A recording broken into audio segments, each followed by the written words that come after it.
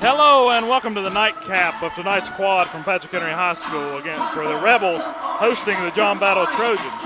This is Dylan Hunt along with Adam Taylor, and tonight's boys varsity game consists of a 3-10 John Battle team looking for the season sweep of the 0-13 Patrick Henry Rebels.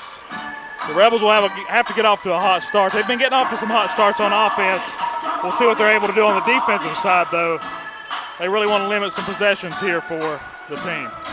We've had a hard time with the volume of these microphones, but this is our pregame show.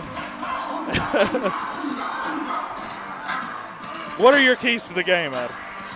Well, defensively, I think Patrick Henry is going to have to pressure the ball handlers, because what they're going to try to do is I think they're going to try and run the clock out.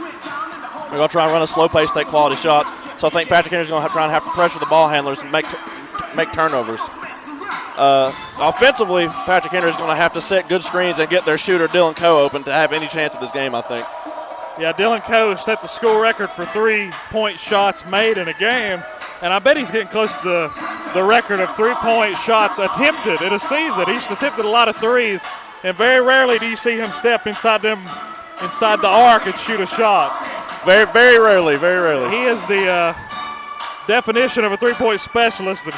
We got to see him, especially against Chilhowie on Friday, whenever they went and played them in Emory in that breast cancer game. I think that's one of Patrick Henry's main issues is they don't have an all-around player. They have a lot of specialized players in different areas, but they just can't seem to bring it all together for a solid game. And another thing the Rebels are going to have to do is they're going to have to make a lot of substitutions because they've moved to this more fast-paced offense. They've brought up a lot of JV talent. Now let's go ahead and do the opening. Let's go ahead and do the roster for the Rebels. We've got 150 to go to the opening tip till we start our actual broadcast. Number 10, Graydon Williams is a center. He's a junior, 6'6", 210. Anchors that middle there for the Rebels. Jeremy White, a freshman, 6'1", 170. Young, but he can still play basketball. He's a very good role player. I think sometimes he gets a little ahead of himself and tries to do too much, but if he can just stick to what he needs to do. That's part of the youth. You sort of run it. The game's a whole lot faster. Excuse me. Then we've got number 20, the junior, Isaac Carver, 5'11", 135 down there. He's a forward. Then we've got number 22, the senior and captain, Dylan Coe, 6'1", 195.